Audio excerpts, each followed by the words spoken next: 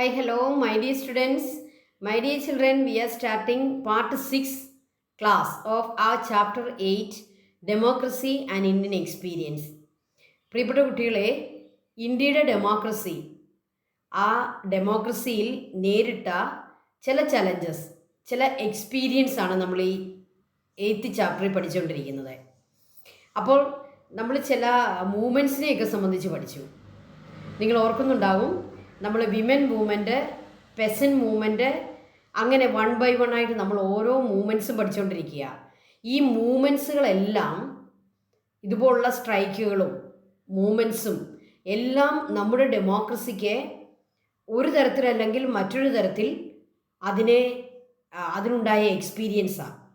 അപ്പോൾ ചില മൂവ്മെൻറ്റ്സൊക്കെ നമ്മുടെ ഡെമോക്രസിയെ പോസിറ്റീവായിട്ട് അതിനെ സ്വാധീനിച്ചപ്പോൾ ചിലതൊക്കെ നെഗറ്റീവായിട്ടും സ്വാധീനിക്കുന്നുണ്ട്. അപ്പം നമ്മൾ ഇന്ന് പഠിക്കുന്ന ചില എക്സ്പീരിയൻസുകളൊക്കെ ഒരു പക്ഷേ നമുക്ക് നെഗറ്റീവാണെന്ന് തോന്നാം. പക്ഷേ അങ്ങനെയുള്ള നെഗറ്റീവ് എക്സ്പീരിയൻസും നമ്മുടെ ഡെമോക്രസിയെ കൂടുതൽ കരുത്തുള്ളതാക്കി മാറ്റുകയാണ് ചെയ്യുന്നത്, അല്ലേ? കൂടുതൽ സ്ട്രോങ് ആയിട്ട് മാറ്റുക ചെയ്യുന്നത്. കാരണം എന്താണ്? നെഗറ്റീവ് എക്സ്പീരിയൻസുകളിലൂടെയാണ് നമ്മൾ അങ്ങനെയുള്ള എക്സ്പീരിയൻസ് ഉണ്ടാകാതിരിക്കാൻ നമ്മൾ എന്ത് ചെയ്യണം എന്ന് മനസ്സിലാക്കുന്നത്. അപ്പം ഇന്ന് നമ്മൾ പഠിക്കുന്ന ചില എക്സ്പീരിയൻസുകളൊക്കെ നമുക്ക് നെഗറ്റീവായിട്ട് ഉള്ളതാണെന്ന് തോന്നാം. നമുക്ക് എന്താണെന്നൊക്കെ നോക്കാം. ഓക്കെ, അപ്പോൾ ഇന്ന് നമ്മൾ പുതിയ ചില ഡെമോക്രസിക്ക് ഉണ്ടായ ചില എക്സ്പീരിയൻസുകളാണ് ഇന്ന് നമ്മൾ പഠിക്കുന്നത്. അപ്പോൾ നമുക്ക് നമ്മുടെ ക്ലാസ്സിലേക്ക് പോകാം. Movements for autonomy. അപ്പോൾ നമുക്കറിയാം, നമ്മുടെ രാജ്യം, നമ്മുടെ നേഷൻ ഒരു ഡെമോക്രാറ്റിക് നേഷൻ ആണെന്നുള്ളത് പോലെ തന്നെ അതിന് മറ്റ് ചില ക്വാളിറ്റീസും ഉണ്ട്. അതൊരു ഫെഡറൽ സംവിധാനമുള്ള ഒരു രാജ്യമാണ് നമ്മുടെ ഡെമോക്രസി, അല്ലെങ്കിൽ നമ്മുടെ രാജ്യം. എന്താണ് ഈ ഫെഡറൽ എന്ന് പറഞ്ഞാൽ? ഒരു സെൻട്രൽ ഗവൺമെൻറ്റും സ്റ്റേറ്റ് ഗവൺമെൻറ്റുകളും ചേർന്ന് നമ്മുടെ അഡ്മിനിസ്ട്രേഷൻ നടത്തുന്ന രീതിക്കാണ് പറയുക. അതൊരു ഫെഡറൽ സിസ്റ്റമാണെന്ന് പറയുക. ഓക്കെ, അപ്പോൾ നമ്മുടെ രാജ്യം ഒരു ഫെഡറൽ സംവിധാനത്തിലൂടെ കടന്നു പോകുന്ന ഒരു രാജ്യമാവുമ്പോൾ അവിടെ ചില സ്റ്റേറ്റുകൾ ഓട്ടോണമിക്ക് വേണ്ടി ശ്രമിച്ചു. ഓട്ടോണമി, അവരുടെ സ്വയം ഭരണം, അവരുടെ ഒരു സെപ്പറേറ്റ് നേഷനാകാൻ, അല്ലെങ്കിൽ ഒരു സെപ്പറേറ്റ് ഭരണ സംവിധാനത്തിലേക്ക് വരാൻ ചില സ്റ്റേറ്റുകൾ, നമുക്ക് ഏതൊക്കെയാണെന്ന് ഇപ്പോൾ പഠിക്കാം. ഏതൊക്കെ സ്റ്റേറ്റുകളാണ് അതിനു വേണ്ടി ശ്രമിച്ചത്? അപ്പോൾ അതിനെയാണ് നമ്മൾ എന്ത് പറയുക? Movements for autonomy. ഇങ്ങനെ ഉണ്ടാകാൻ പാടില്ലാത്തതാണ്, പക്ഷേ അങ്ങനെ സംഭവിച്ചു. അപ്പോൾ നമുക്കതിൻ്റെ ഒരു ക്വസ്റ്റ്യനിലേക്ക് വരാം. What is the reason for movements for autonomy? Give few examples for this type of movements in India. എന്താണ് ഈ ഓട്ടോണമിക്ക് വേണ്ടിയുള്ള മൂവ്മെൻറ്റ്സ് എന്ന് പറഞ്ഞാൽ എന്താണ്? ഗിവ് ഫ്യൂ എക്സാമ്പിൾസ്, അതിന് ചില എക്സാമ്പിൾ കൊടുക്കുക. These are movements that emerge demanding greater autonomy within the country or by demanding a special statehood. അപ്പോൾ ഓട്ടോണമിക്ക് വേണ്ടിയുള്ള മൂവ്മെൻറ്റ്സ് എന്ന് പറഞ്ഞാൽ എന്താണ്? These movements are emerged demanding greater autonomy within the country. നമ്മുടെ constitution കൊടുത്തിരിക്കുന്ന ആ ഒരു പവറിനും അധികം കൂടുതൽ പവർ വേണമെന്ന് ആഗ്രഹിക്കുക, കൂടുതൽ പവർ വേണമെന്ന് ഡിമാൻഡ് ചെയ്യുക. Demanding greater autonomy within the country or by demanding special statehood. അപ്പോൾ പ്രത്യേക നേഷൻ തന്നെ വേണമെന്ന് പറയുകയോ, രാജ്യത്തിനകത്ത് തന്നെ കൂടുതൽ അധികാരങ്ങളും കൂടുതൽ പവേഴ്സും വേണമെന്ന് പറയുകയോ, ഈ രണ്ട് തരത്തിലുള്ള ഡിമാൻഡിനെയും നമുക്ക് എന്ത് വിളിക്കാം? മൂവ്മെൻറ്റ്സ് ഫോർ ഓട്ടോണമി എന്ന് വിളിക്കാം. അപ്പോൾ ഏതൊക്കെയാണ് ആ രണ്ട് ഡിമാൻഡുകൾ എന്ന് പറയുന്നത്? ഒന്നുകിൽ വിതിൻ ദ കൺട്രി കൂടുതൽ പവർ, അല്ലെങ്കിലോ ഡിമാൻഡിങ് സ്പെഷ്യൽ സ്റ്റേറ്റ്ഹുഡ്, പ്രത്യേക ഒരു രാജ്യം തന്നെ വേണമെന്ന് ആവശ്യപ്പെടുക. They raised issues such as regional neglect, linguistic and cultural differences and unbalanced economic growth. അപ്പോൾ ഇങ്ങനെ സ്പെഷ്യൽ ഓട്ടോണമി വേണമെന്ന് പറഞ്ഞ ആ ഡിമാൻഡ് മുന്നോട്ട് വെച്ച ആളുകൾക്ക് അവരുടേതായ ചില റീസൺസ് ഒക്കെ അവർ പറയുന്നുണ്ട്. അവർ പറയുന്ന റീസൺ എന്താണ്? Issues such as regional neglect, രാജ്യത്ത് അവരെ റീജിയണലി രാജ്യം നിഗ്ലക്റ്റ് ചെയ്യുന്നു. What is the Malayalam word for neglect? അവരെ അവഗണിക്കുന്നു.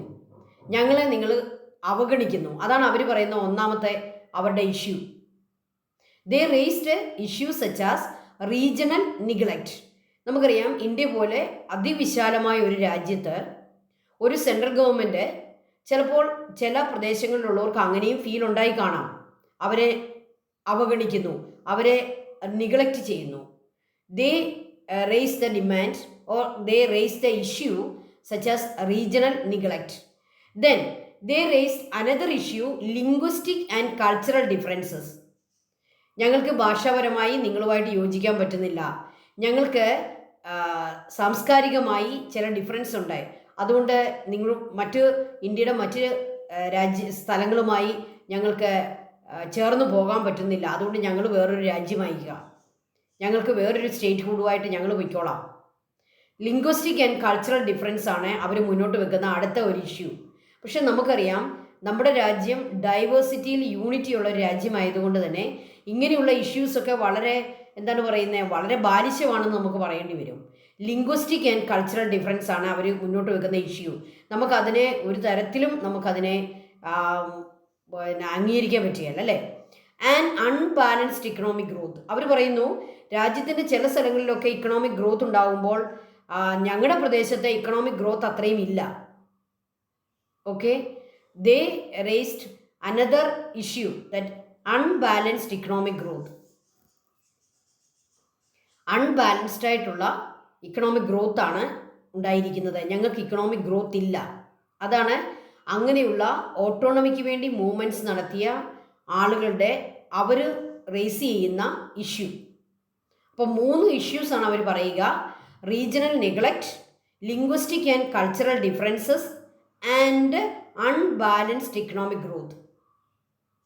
അപ്പോൾ ഈ ഒരു ഇഷ്യൂസൊക്കെ മുന്നോട്ട് വെച്ചുകൊണ്ട് ഇങ്ങനെയുള്ള മൂവ്മെൻറ്റ്സ് എന്ത് ഡിമാൻഡ് ചെയ്യുന്നു?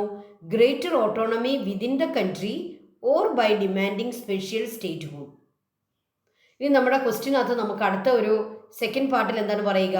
Give few examples this type of movements for autonomy.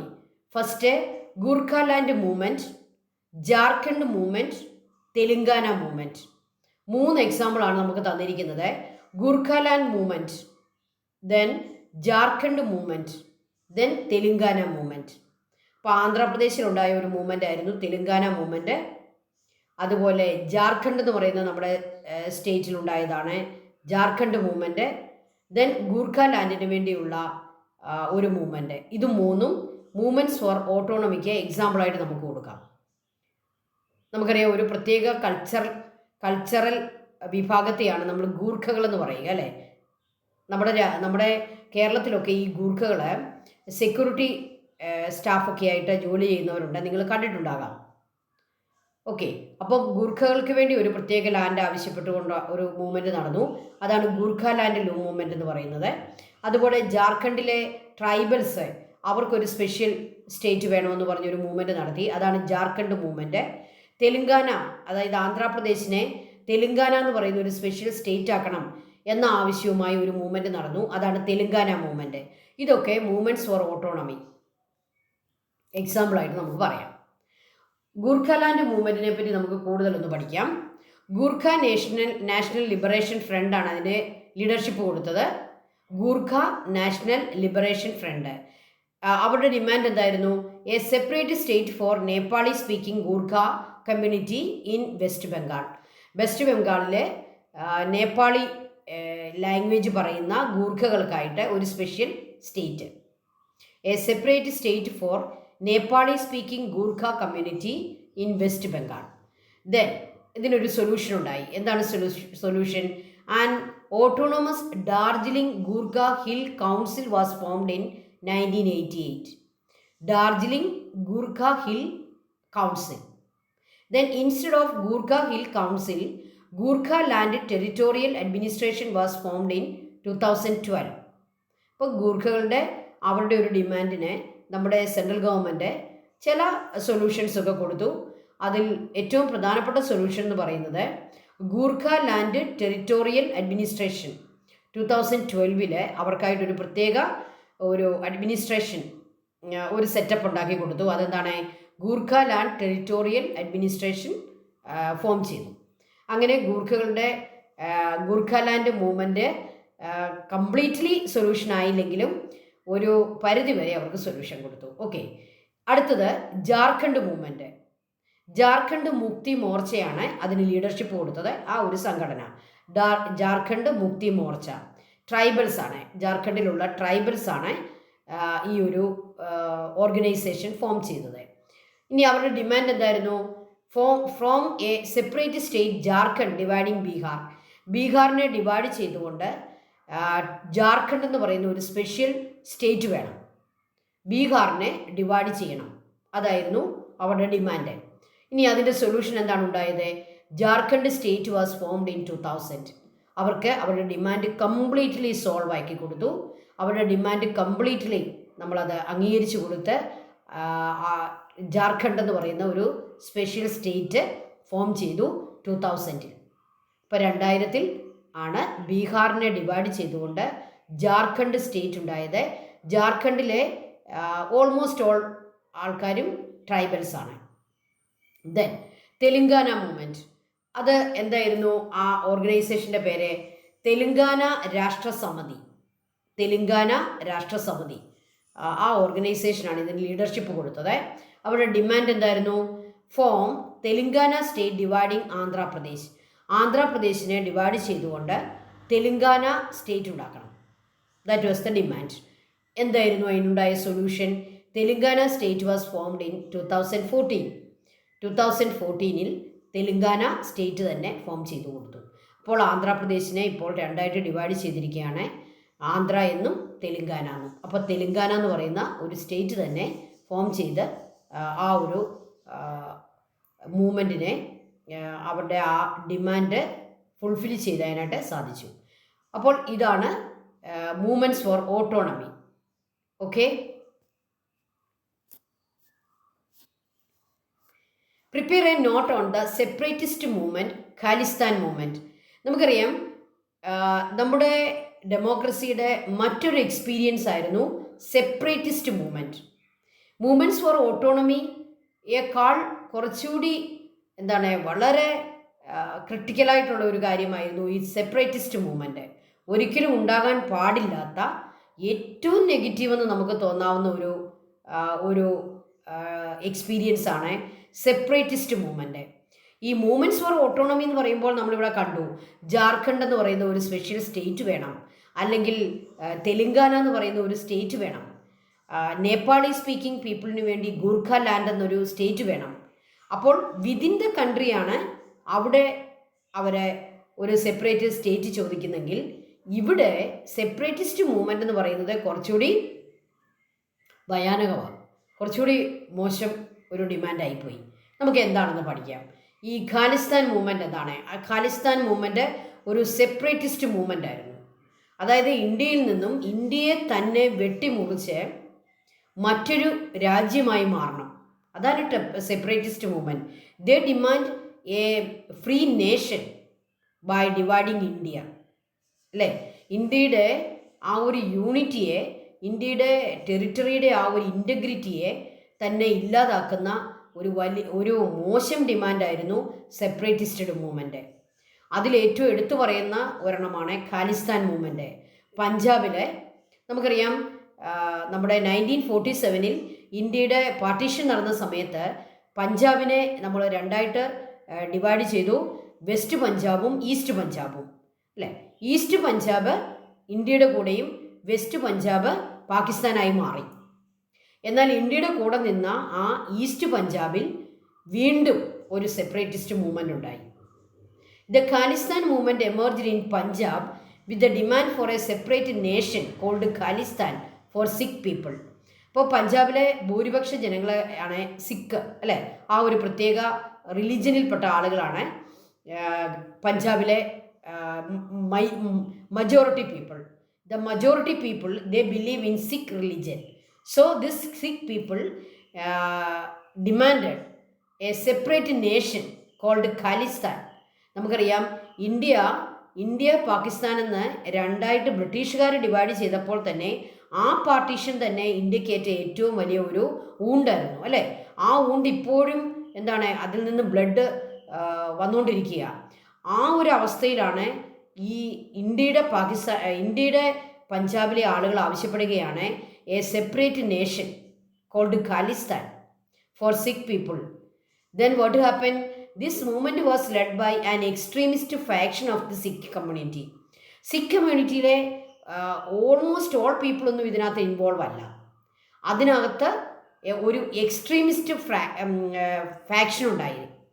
അതിനകത്തെ തീവ്രവാദ സ്വഭാവമുള്ള extremist group, they demand the special Khalistan for Sikh people. So extremist, not all the people in Punjab. നമ്മൾ എപ്പോഴും വിചാരിക്കണം പഞ്ചാബിലെ മുഴുവൻ ആളുകളും ഇതിനകത്ത് ഇൻവോൾവ് അല്ല. only a small group of people, the extremists, they adopted armed means to achieve their goal for a separate nation. അവരെ armed means ആണ് ഉപയോഗിച്ചത്, ആയുധമെടുത്ത് പോരാടി. This extremist they gather so many arms and ammunitions and they adopted armed means to achieve their goal, a separate nation called Khalistan. In 1984, the central government suppressed the terrorists through a military operation known as Operation Blue Star. അപ്പോൾ അവിടെ സംഭവിച്ചത് ഈ എക്സ്ട്രീമിസ്റ്റുകളെ, ഈ Khalistan nation വേണമെന്ന് demand ചെയ്ത ആ ഒരു group അവരെ ധാരാളം ആയുധങ്ങൾ സുവർണ ക്ഷേത്രത്തിൽ, ഗോൾഡൻ ടെമ്പിളിൽ, നമുക്കറിയാം സിഖുകാരുടെ ഏറ്റവും പാവനമായിട്ടുള്ള സ്ഥലമാണ് ഗോൾഡൻ ടെമ്പിൾ. ആ ഗോൾഡൻ ടെമ്പിളിൽ ആയുധങ്ങൾ നിറയ്ക്കുകയും സെൻട്രൽ ഗവൺമെൻറ് എന്ത് ചെയ്തു? Central government suppress the terrorist through a military operation, ഒരു മിലിറ്ററി ഓപ്പറേഷൻ തന്നെ അവിടെ പ്ലാൻ ചെയ്യുകയും അതിന് ഓപ്പറേഷൻ ബ്ലൂ സ്റ്റാർ എന്ന് പേര് കൊടുക്കുകയും ചെയ്തു. Operation blue star. അപ്പോൾ പഞ്ചാബിലെ ഖലിസ്ഥാൻ മൂവ്മെൻറ്റിനെ സർപ്രസ് ചെയ്ത ആ ഒരു ഓപ്പറേഷൻ, മിലിറ്ററി ഓപ്പറേഷൻ്റെ പേര് ഓർത്ത് വെക്കുക, operation blue star, 1984. Following this, Prime Minister Indira Gandhi was assassinated by 2 of her Sikh bodyguards. ഇന്ദിരാഗാന്ധിയുടെ 2 സിഖ് ബോഡിഗാർഡുകൾ ഇതിനെ തുടർന്ന് ഇന്ദിരാഗാന്ധിയെ അസാസിനേറ്റ് ചെയ്തു. അവരെ വെടിവെച്ച് കൊല്ലുകയും ഇന്ദിരാഗാന്ധി തൻ്റെ ജീവൻ ഇതിനു വേണ്ടി കൊടുക്കുകയും ചെയ്യേണ്ടി വന്നു. അപ്പോൾ ഇന്ത്യയുടെ ആത്മാവിൽ ഏൽപ്പിച്ച നമുക്ക് വലിയ ഒരു ഊണ്ടായിരുന്നു ഈ ഖാലിസ്ഥാൻ മൂവ്മെൻറ്റ്. ഇന്ത്യയുടെ ഈ ഖലിസ്ഥാൻ മൂവ്മെൻറ്റിനെ സർപ്രസ് ചെയ്യാൻ വേണ്ടി ഒരു മിലിറ്ററി ഓപ്പറേഷൻ നമ്മൾ അറേഞ്ച് ചെയ്യുകയും ഓപ്പറേഷൻ ബ്ലൂ സ്റ്റാർ എന്ന പേരിൽ അവരെ സർപ്രസ് ചെയ്യുകയും ചെയ്തു. കംപ്ലീറ്റ്ലി അവരെ പരാജയപ്പെടുത്തി. പക്ഷേ ഇന്ദിരാഗാന്ധിക്ക് തൻ്റെ ജീവൻ കൊടുക്കേണ്ടി വന്നു. Following this, prime minister Indira Gandhi was assassinated by 2 of her Sikh bodyguards. Anti-Sikh riots broke out in various parts of the country. Teacher +2 പഠിക്കുന്ന സമയത്താണ് ഈ അസാസിനേഷൻ നടന്നത്. അപ്പോൾ എല്ലാം പെട്ടെന്ന് ലോക്ക്ഡൗൺ പോലെ ആവുകയും വലിയ ആൻറ്റി സിഖ് റൈറ്റുകളൊക്കെ ഉണ്ടാകുകയും ചെയ്തു. ഞങ്ങളുടെയൊക്കെ ഓർമ്മയിൽ അത് നന്നായിട്ടുണ്ട്. സിഖുകാരെ എവിടെ കണ്ടാലും ആളുകൾ പിടിച്ചവരെ കൊല്ലാൻ തുടങ്ങി. അങ്ങനെ ആൻറ്റി സിഖ് റൈറ്റ്, സിഖുകാർക്കെതിരായി ഉണ്ടായ റൈറ്റിനെയാണ് നമ്മൾ എന്ത് പറയുക? Anti Sikh riot. നമുക്കറിയാം സിഖുകാരെ സെപ്പറേറ്റ് നമുക്ക് തിരിച്ചറിയാൻ പറ്റും. എന്താണ് അവരുടെ സ്പെഷ്യൽ ഒരു അവരുടെ കോസ്റ്റ്യൂംസ് അല്ലേ, അവർക്ക് തലപ്പാവും പ്രത്യേക കോസ്റ്റ്യൂംസ് ഉള്ളതുകൊണ്ട് അവരെ പെട്ടെന്ന് നമുക്ക് ഐഡൻറ്റിഫൈ ചെയ്യാൻ പറ്റും. അങ്ങനെ സിഖുകാരെ ഐഡൻറ്റിഫൈ ചെയ്യുകയും ആളുകൾ അവരെ കൊല്ലാൻ, അവരെ ആക്രമിക്കുകയും ചെയ്യുന്ന വലിയൊരു ബാധയുണ്ടായി. ആൻറ്റി സിഖ് റൈറ്റ് എന്നാണ് അതിന് പറയുക. Anti Sikh riot broke out in various parts of the country, especially in ഡൽഹിയിലൊക്കെ വലിയ ആൻറ്റി സിഖ് റൈറ്റുകൾ നടന്നു. Then an agreement was sign between Prime Minister Rajiv Gandhi.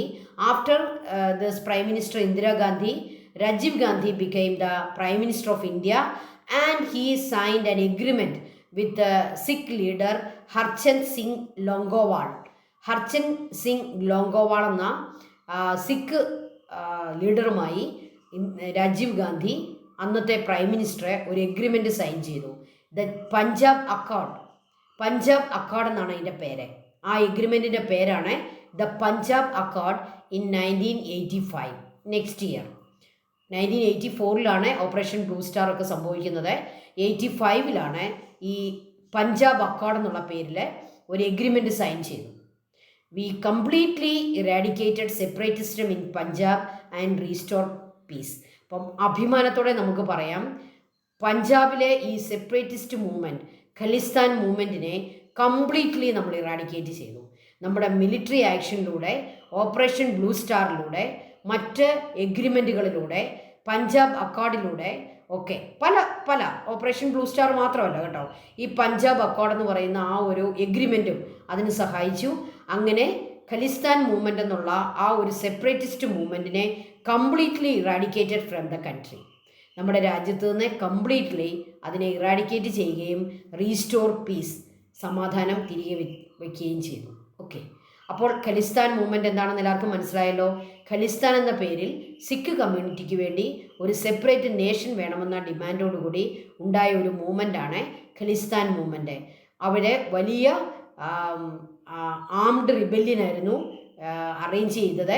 അതിനെ സെൻട്രൽ ഗവൺമെൻറ് വളരെ ബ്രേവ് സ്റ്റെപ്പുകൾ എടുക്കുകയും ഓപ്പറേഷൻ ബ്ലൂ സ്റ്റാർ എന്ന് പറയുന്ന മിലിറ്ററി ഓപ്പറേഷനിലൂടെ എക്സ്ട്രീമിസ്റ്റുകളെ കംപ്ലീറ്റ്ലി ഡിഫീറ്റ് ചെയ്യുകയും ചെയ്തു. പഞ്ചാബ് അക്കോർഡ് എന്ന് പറയുന്ന ഒരു എഗ്രിമെൻറ്റും ഇതിനിടയിൽ സൈൻ ചെയ്യുകയും അങ്ങനെ കംപ്ലീറ്റ് ഇറാഡിക്കേഷൻ ഓഫ് സെപ്പറേറ്റിസം പഞ്ചാബിൽ നമ്മൾ സാധിക്കുകയും ചെയ്തു. ഓക്കെ, അവിടെ സമാധാനം റീസ്റ്റോർ ചെയ്തു. അപ്പോൾ ഖലിസ്ഥാൻ മൂവ്മെൻറ്റ് ഓർത്തു വയ്ക്കുക. Then separatist movement in Jammu and Kashmir. Separatist movement, അതായത് ഈ വേർപെടുത്തി ഇന്ത്യയിൽ നിന്നും വേർപെട്ട് പോകണം എന്ന ആ ഒരു എക്സ്ട്രീം നിലപാടിലേക്ക് വന്ന മറ്റൊരു മൂവ്മെൻ്റ് ആയിരുന്നു ജമ്മു ആൻഡ് കാശ്മീർ. നമുക്കറിയാം ഇന്നും തുടരുന്ന ഒരു മൂവ്മെൻറ്റ് തന്നെയാണ് ജമ്മു ആൻഡ് കാശ്മീർ. ജമ്മു കാശ്മീരിലെ ആ സെപ്പറേറ്റിസ്റ്റ് മൂവ്മെൻറ്റ്, അവരുടെ ഡിമാൻഡ്, ആരാണ് അതിൻ്റെ നേതൃത്വം കൊടുക്കുന്നതെന്നൊക്കെ നമുക്കൊന്ന് പഠിക്കാം. The state Jammu and Kashmir ഈ state that is guaranteed special right under article 370 of the constitution. നമ്മുടെ കോൺസ്റ്റിറ്റ്യൂഷനിൽ മറ്റ് സ്റ്റേറ്റുകൾക്ക്, നമുക്കറിയാം നമുക്ക് 28 സ്റ്റേറ്റുകളുണ്ട്, മറ്റ് സ്റ്റേറ്റുകൾക്ക് ആർക്കുമില്ലാത്ത ചില സ്പെഷ്യൽ പ്രിവിലേജ് ഉള്ള ഒരു സ്റ്റേറ്റാണ് ജമ്മു ആൻഡ് കാശ്മീർ. അത് നമ്മുടെ കോൺസ്റ്റിറ്റ്യൂഷനിലെ ആർട്ടിക്കിൾ 370 ജമ്മു ആൻഡ് കാശ്മീരിന് സ്പെഷ്യൽ പ്രിവിലേജുകൾ കൊടുക്കുന്നു, സ്പെഷ്യൽ റൈറ്റുകൾ കൊടുക്കുന്നു. അങ്ങനെ ഒരു ആർട്ടിക്കിൾ അന്നേ ഉണ്ടാക്കി വെച്ചു. നമ്മുടെ എന്താണ് ബിഗിനിങ്ങിൽ തൊട്ടേ ഉള്ള ഒരു ആർട്ടിക്കിളായിരുന്നു ആർട്ടിക്കിൾ 370. അതെന്താണ് ഈ ആർട്ടിക്കിൾ 370യുടെ importance? It guaranteed some special right for Jammu and Kashmir. Jammu കാശ്മീരിന് സ്പെഷ്യൽ റൈറ്റുകൾ കൊടുക്കുന്നു. നമുക്ക് തോന്നും അത് വേണം, മറ്റ് സ്റ്റേറ്റുകൾക്കില്ലാത്ത സ്പെഷ്യൽ റൈറ്റ് എന്തിനാണ് ജമ്മു ആൻഡ് കാശ്മീർ എന്ന് പറയുന്ന ആ ഒരു സ്റ്റേറ്റിന് മാത്രം കൊടുക്കുന്നത്? അത് നമ്മുടെ എല്ലാവരുടെയും ഒരു ചിന്തയാണ്. പക്ഷേ എന്തുകൊണ്ടോ അന്നത്തെ നമ്മുടെ ആ ഇയർലി ഏജിൽ നമ്മുടെ ആ സ്റ്റേറ്റിൻ്റെ എന്തെങ്കിലും ഒരു സ്പെഷ്യാലിറ്റി കൊണ്ടായിരിക്കാം അങ്ങനെ ഒരു സ്പെഷ്യൽ റൈറ്റ് അവർക്ക് കൊടുത്തു. The separatist movement in Jammu and Kashmir are working with the aim of either dividing Kashmir from India or joining Pakistan. കണ്ടോ എത്ര വലിയ അപകടമാണെന്ന് നോക്കിയേ, വലിയൊരു ത്രെറ്റാണിത്. എന്താണ്? The separatist movement in Jammu and Kashmir are working with the aim of, അവരുടെ എയിം എന്താണ്? Either dividing Kashmir from India, ഇന്ത്യയെ കാശ്മീരിൽ നിന്നും വേർപെടുത്തി ഒരു സെപ്പറേറ്റ് നേഷനാക്കി നിർത്തുക, ഓർ ജോയിനിങ് പാകിസ്ഥാൻ, അല്ലെങ്കിൽ പാകിസ്ഥാനിൽ പോയി ജോയിൻ ചെയ്യുക. ഓർത്ത് നോക്കിക്കേ, എത്ര വലിയ അപകടമാണെന്ന് നോക്കിക്കേ അവരുടെ ഡിമാൻഡ്, അല്ലെ അവരുടെ aim. The armed insurgencies carried out by them have raised a major threat to the security, unity and integrity of the country. നമുക്കറിയാം നമ്മുടെ മീഡിയ എടുത്ത് നോക്കിയാൽ നമ്മൾ ഏറ്റവും കൂടുതൽ സങ്കടപ്പെടുന്ന ഒരു കാര്യമാണ് ജമ്മു കാശ്മീരിലെ നമ്മുടെ മിലിറ്ററി പേഴ്സണോ അല്ലെങ്കിൽ സാധാരണ സിവിലിയൻസോ സിറ്റിസൺസോ ഒക്കെ കൊല്ലപ്പെടുകയാണ്. So the armed insurgencies carried out by the extremist, the terrorist in Jammu and Kashmir have raised a major threat to the security, unity and integrity of the country. നമ്മുടെ രാജ്യത്തിൻ്റെ സെക്യൂരിറ്റിക്കും യൂണിറ്റിക്കും നമ്മുടെ ഇൻറ്റഗ്രിറ്റിക്കും ഏറ്റവും വലിയ മേജർ ത്രെറ്റായിരുന്നു ഈ കശ്മീരിലെ terrorism. The terrorism the separatist movement in Jammu Kashmir was raised a major threat to the security, integrity and unity of our country. അപ്പോൾ നമുക്ക് നോക്കാം നമ്മുടെ സർക്കാർ എന്ത് ചെയ്തു, നമ്മുടെ സെൻട്രൽ ഗവൺമെൻറ് എന്ത് ചെയ്തു. ഇൻ 2019, ഈ അടുത്ത കാലത്തെ കാര്യമാണ് പറയുന്നത്. 2019 എന്ന് പറയുമ്പോൾ ഇപ്പോൾ ഈ ഒരു പ്രോബ്ലം നടക്കാൻ തുടങ്ങിയിട്ട് ഇയേഴ്സായി. പക്ഷേ 2019, 6 years ago, what happened? The central government revoked the special right guaranteed to Jammu and Kashmir. ഈ ആർട്ടിക്കിൾ 370 കൊടുക്കുന്ന സ്പെഷ്യൽ റൈറ്റ്, ജമ്മു കാശ്മീരിൻ്റെ സ്പെഷ്യൽ റൈറ്റ് റിവോക്ക് ചെയ്തു. നമ്മുടെ പാർലമെൻറ്റ് അതിനെ ഇല്ലാതാക്കി, റിവോക്ക് ചെയ്തു, അതിനെ മാറ്റി. Okay, and pass the Jammu and Kashmir reorganisation act. എന്നിട്ടൊരു പുതിയ ആക്ട് കൊണ്ടുവന്നു, Jammu and Kashmir reorganisation act എന്നുള്ള പേരിൽ. അപ്പോൾ അവർക്കുണ്ടായിരുന്ന special right under article 370 was revoked in 2019. അത് നമ്മൾ പൊളിച്ചു. Now the statehood of Jammu and Kashmir was revoked and it was reorganized into 2 union territories, Jammu and Kashmir and Ladakh. അപ്പോൾ എന്താണ് ഈ ജമ്മു ആൻഡ് കശ്മീർ റീഓർഗനൈസേഷൻ ആക്ടിൻ്റെ അതിൻ്റെ ഐഡിയ എന്താണ്, അല്ലെ അതിനകത്തെ കണ്ടന്റ് എന്താണ്?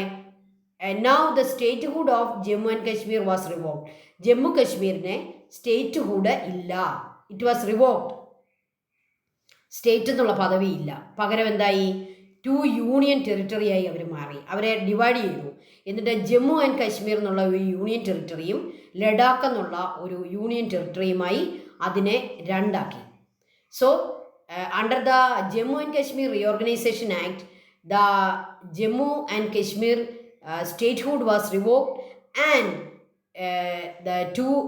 there evolved 2 union territories called Jammu and Kashmir and Ladakh. ഇനി മറ്റൊരു കാര്യം കൂടെ വന്നു. അതെന്താണ്? ഇൻ 2024, അതായത് നമ്മുടെ ജസ്റ്റ് കഴിഞ്ഞ വർഷം, peaceful elections were held and Omar Abdullah, the national conference leader, formed the government as the chief minister. ഒരിക്കലും നമ്മൾ സാധിക്കുകയില്ല എന്ന് വിചാരിച്ച ഒരു കാര്യമായിരുന്നു ഒരു free and fair election Jammu കാശ്മീരിൽ. അവിടുത്തെ ടെററിസ്റ്റുകൾ ഏറ്റവും കൂടുതൽ ഭയപ്പെട്ടത് ഇങ്ങനെയൊരു ജനറൽ ഇലക്ഷനാണ്. പക്ഷേ നമ്മുടെ സെൻട്രൽ ഗവൺമെൻറ് അതും സാധിച്ചെടുത്തു. 2024 അവിടെ പീസ്ഫുള്ളായിട്ട് അവിടെ ഒരു ഇലക്ഷൻ നടക്കുകയും Omar Abdullah national conference leader ഒരു ഗവൺമെൻറ് ഫോം ചെയ്യുകയും ചെയ്തു.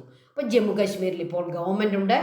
ഒമർ അബ്ദുള്ളയാണ് അവിടുത്തെ ചീഫ് മിനിസ്റ്റർ. അവിടെ ഭരിക്കുന്ന പാർട്ടിയുടെ പേര് നാഷണൽ കോൺഫറൻസ്. അപ്പോൾ ടെററിസ്റ്റുകളെ, സെപ്പറേറ്റിസ്റ്റുകളെ നമ്മൾ എന്താണ് അടിച്ചമർത്തിക്കൊണ്ട് വളരെ ഭംഗിയായിട്ടൊരു ഇലക്ഷൻ നടത്താനും നമ്മുടെ ഗവൺമെൻറ്റിന് സാധിച്ചു. ഓക്കെ, ഇതാണ് ജമ്മു ആൻഡ് കാശ്മീരിലെ സെപ്പറേറ്റിസ്റ്റ് മൂവ്മെൻറ്റിനെ പറ്റിയുള്ള നമ്മുടെ പോയിൻറ്റ്സ്. ഇതൊക്കെയാണ്, ഇത് പഠിക്കുക. Okay, 2019 Jammu and Kashmir reorganisation act കൊണ്ടുവന്നത്.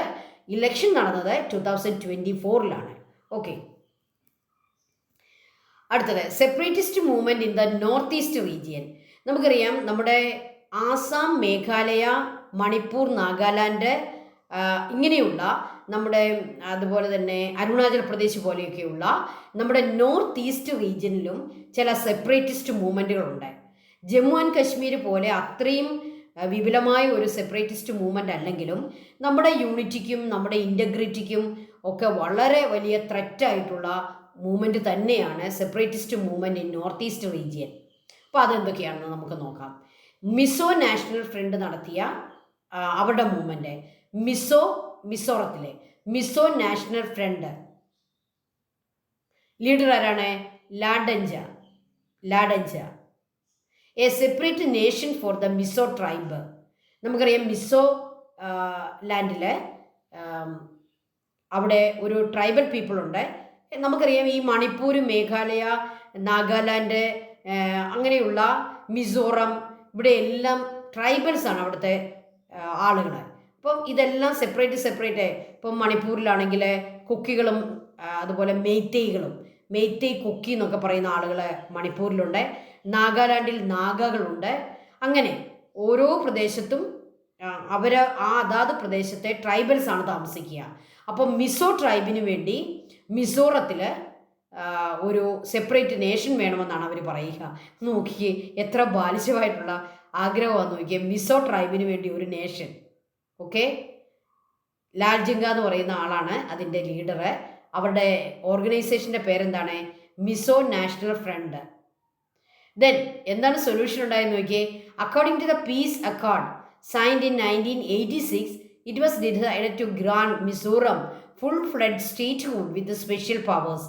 അപ്പം മിസോറം എന്ന് പറയുന്ന ഒരു സ്റ്റേറ്റ് തന്നെ അവർക്ക് ഫോം ചെയ്ത് കൊടുത്തിട്ട് പറഞ്ഞു, സെപ്പറേറ്റ് നേഷൻ ഒന്നും ആകണ്ട, ഇന്ത്യയുടെ അണ്ടറിൽ തന്നെ നിങ്ങളൊരു സ്റ്റേറ്റ് ആയിട്ട് നിന്നോളാൻ പറഞ്ഞു. അതാണ് അവർക്ക് കൊടുത്ത സൊല്യൂഷൻ. ഏത് ഇയറിലാണ് അതുണ്ടായത്?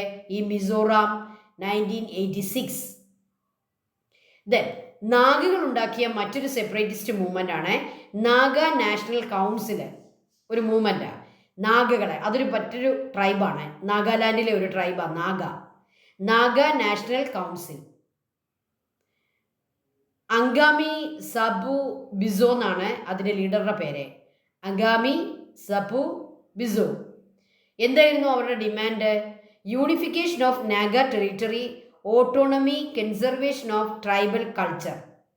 അവർക്ക് നാഗ ടെറിട്ടറിയെ യൂണിഫൈ ചെയ്ത് ഒരു ഓട്ടോണമസ് ആയിട്ടുള്ള ഒരു സ്റ്റേറ്റ് ഹുഡ് വേണം. അതുപോലെ തന്നെ ട്രൈബൽ കൾച്ചറിനെ ഒരു തരത്തിലും ഇല്ലാതാക്കാൻ പാടില്ല, കൺസർവ് ചെയ്യണം. വലിയ ആംഡ് റിബല്യൻ ആയിരുന്നു കേട്ടോ നാഗകളൊക്കെ ചെയ്യുന്നവർ. ട്രൈബൽസ് ഈ ആയുധങ്ങളൊക്കെ പ്രയോഗിച്ചുള്ള വലിയ എന്താണ് ടെററിസ്റ്റ് ആക്ടിവിറ്റിയൊക്കെ നടത്തി. ഏതായാലും കേന്ദ്ര ഗവൺമെൻറ്, സെൻട്രൽ ഗവൺമെൻറ് അവരുമായിട്ടൊരു പീസ് അക്കോർഡ് സൈൻ ചെയ്തു. Sign Naga peace accord in 2015 നാഗാലാൻഡിൽ ഇതുപോലെ ഒരു peace accord central government sign ചെയ്തു. അങ്ങനെ അവിടുത്തെ പ്രശ്നത്തിന് എന്താണ് ഒരു ഇറാഡിക്കേഷൻ നടന്നോ എന്ന് ചോദിച്ചാൽ ഇല്ല. ഇപ്പോഴും ഈ പ്രശ്നങ്ങളൊക്കെ ചെറിയ രീതിയിലുണ്ട്, എന്നാലും ചെറിയ സൊല്യൂഷന് നമുക്ക് വേണേൽ പറയാം അല്ലേ. അപ്പോൾ രണ്ട് സ്ഥലത്തെ നമ്മൾ പറഞ്ഞു, മിസോറാം, നാഗാലാൻഡ്. ഓക്കെ, മണിപ്പൂരിലെ പ്രശ്നങ്ങളും പറയേണ്ടതായിരുന്നു, പക്ഷേ മണിപ്പൂരിലെ പ്രശ്നങ്ങൾ ഇപ്പോഴും നടന്നുകൊണ്ടേയിരിക്കുന്നു അല്ലേ. ഇനിയും നമ്മളപ്പം ഓട്ടോണമിക്ക് വേണ്ടിയുള്ള ചില സമരങ്ങൾ, അതുപോലെ തന്നെ സെപ്പറേറ്റ് ആകണമെന്നുള്ള ആഗ്രഹത്തോടു കൂടി നടത്തിയ ഖാലിസ്ഥാൻ മൂവ്മെൻറ്റും ജമ്മു ആൻഡ് കശ്മീർ മൂവ്മെൻറ്റും ഒക്കെ നമ്മൾ പഠിച്ചു. ഇനി ഇതൊന്നുമല്ലാതെ വേറെ ചില ചലഞ്ചസും നമുക്കുണ്ട്. നമ്മുടെ ഡെമോക്രസിക്ക് ഉള്ള other challenges faced by Indian democracy. ഈ സെപ്പറേറ്റിസ്റ്റ് മൂവ്മെൻറ്റ് അതൊരു ചലഞ്ചാണ്. ഓട്ടോണമിക്ക് വേണ്ടിയുള്ള മൂവ്മെൻറ്റ്സ് ചലഞ്ചാണ്. അതുകൂടാതെയുള്ള ചലഞ്ചുകളാണ് നമ്മൾ ഈ പറയുന്ന communalism, tension in central state relation, corruption, criminalisation of politics, defection. Communalism എന്താണത്? ജാതിയുടെ പേരിലുള്ള അങ്ങോട്ടും ഇങ്ങോട്ടുമുള്ള വഴക്കുകളെ കമ്മ്യൂണലിസം. ഞാൻ ഇന്ന കമ്മ്യൂണിറ്റിയാണ്, നീ മറ്റേ കമ്മ്യൂണിറ്റിയാണ്, നീ ഇന്ന റിലിജനാണ്, ഞാൻ ഇന്ന റിലിജനാണ്, ഞാൻ ഇന്ന കാസ്റ്റാണ്, നീ അന്ത കാസ്റ്റാണ്. അങ്ങനെയുള്ള ആ ഒരു ഡിവിഷന് പറയുന്നതാണ് കമ്മ്യൂണലിസം. അതിൻ്റെ പേരിലുണ്ടാകുന്ന റയട്ടുകൾ എല്ലാം കമ്മ്യൂണിസത്തിനകത്ത് വരും. Tensions in central state relation, സെൻറ്ററും സ്റ്റേറ്റും അല്ലേ, ഫെഡറൽ സിസ്റ്റം അല്ലേ, അതുകൊണ്ട് തന്നെ സെൻട്രൽ ഗവൺമെൻറ് ഉണ്ട്, സ്റ്റേറ്റ് ഗവൺമെൻറ് ഉണ്ട്. ഈ സെൻട്രൽ ഗവൺമെൻറ്റും സ്റ്റേറ്റ് ഗവൺമെൻറ്റും തമ്മിൽ റിലേഷൻ കോഡിയൽ റിലേഷൻ അല്ല. മിക്കപ്പോഴും എന്താണ് സംഭവിക്കുക? സെൻട്രലിൽ ഏതെങ്കിലും ഒരു പ്രത്യേക രാഷ്ട്രീയ പാർട്ടി ഭരിക്കുന്നു, സ്റ്റേറ്റിൽ മറ്റൊരു രാഷ്ട്രീയ പാർട്ടി ഭരിക്കുന്നു. അങ്ങനെയൊക്കെയുള്ള സിറ്റുവേഷനിൽ വലിയ ടെൻഷനാണ്. ഇവർ തമ്മിലുള്ള റിലേഷൻ വളരെ ടെൻഷനിലാണ് കടന്നു പോവുക. അപ്പോൾ അതെന്താണെന്ന് നമുക്ക് പഠിക്കാം കേട്ടോ. അതൊക്കെ നമുക്ക് വിശദമായിട്ട് പഠിക്കാനുണ്ട്. Tensions in central state relation. Then നമ്മുടെ ഡെമോക്രസിയുടെ ഏറ്റവും വലിയ ചലഞ്ചാണ് കറപ്ഷൻ. അത് പൊളിറ്റിക്കൽ പാർട്ടി ലീഡേഴ്സ് ഉണ്ട്, അതുപോലെ തന്നെ നമ്മുടെ ബ്യൂറോക്രസി ഉണ്ട് അല്ലേ, നമ്മുടെ ഒഫീഷ്യൽസ് ഉണ്ട്. അപ്പോൾ എല്ലാ രംഗത്തുമുള്ള ഗവൺമെൻറ് ഒഫീഷ്യൽസ് കറപ്ഷൻ നടത്തുന്നു, പൊളിറ്റിക്കൽ ലീഡേഴ്സ് കറപ്ഷൻ നടക്കുന്നു, ഓക്കെ, അഡ്മിനിസ്ട്രേറ്റീവ് ലീഡേഴ്സ് കറപ്ഷൻ നടത്തുന്നു. So corruption another challenge. Then criminalisation of politics. നമ്മുടെ പൊളിറ്റിക്കൽ പാർട്ടികളെ നിങ്ങളൊന്ന് നോക്കിക്കേ, പൊളിറ്റിക്കൽ ലീഡേഴ്സിനെ നിങ്ങളൊന്ന് ശ്രദ്ധിച്ചേ. മിക്കവാറും അതിനകത്തെല്ലാം ക്രിമിനൽസ് ഉണ്ട്, പല ജയിലുകളിൽ കിടക്കുന്നവരുണ്ട്. ഒരു ക്രിമിനൽ ആക്ടിവിറ്റി നടത്തി കോർട്ടിൽ ട്രയൽ നടക്കുന്നവരുണ്ടായി, ജയിലിൽ കിടക്കുന്നവരുണ്ടായി. ഇനി പുറത്തോട്ട് നടക്കുന്നവരാണെങ്കിലും പക്കാ ക്രിമിനൽസ് ഉണ്ട്. ഈ പൊളിറ്റിക്സിലൊക്കെ ഇഷ്ടം പോലെ ആളുകളും ക്രിമിനൽസാണ്. പ്രത്യേകിച്ച് നോർത്ത് ഇന്ത്യയിലേക്കൊക്കെ പോയാൽ നമുക്കറിയാം ക്രിമിനലൈസേഷൻ ഓഫ് പൊളിറ്റിക്സ് വളരെ കൂടുതലാണ്. എന്താണ് അടുത്തത്? ഡിഫെക്ഷൻ. ഈ ഒരു ചലഞ്ചസ് ഓക്കെ, ഈ ചലഞ്ചസിനെ നമുക്ക് സെപ്പറേറ്റ് 1 by 1 ആയിട്ട് പഠിക്കണം. ഓക്കെ, നമുക്ക് ആദ്യം കമ്മ്യൂണലിസം പഠിക്കാം. Prepare a note on communalism is a threat to Indian democracy. Communalism is the idea of dividing people on the basis of religion, creating social conflict. Dividing on the basis of religion. During the British period, they followed the strategy divide and rule and fostered communalism. ഇവിടെ ആദ്യം communism കൊണ്ടുവന്നത് ബ്രിട്ടീഷുകാരാണ്. They followed the strategy divide and rule. Hindu മുസ്ലിം അങ്ങനെ അവർ രണ്ടായിട്ട് divide ചെയ്തു. ആ divide and rule എന്നുള്ള policy ആയിരുന്നു അവരിവിടെ പ്രയോഗിച്ചത്. So they followed the strategy divide and rule and they fostered communalism first in India.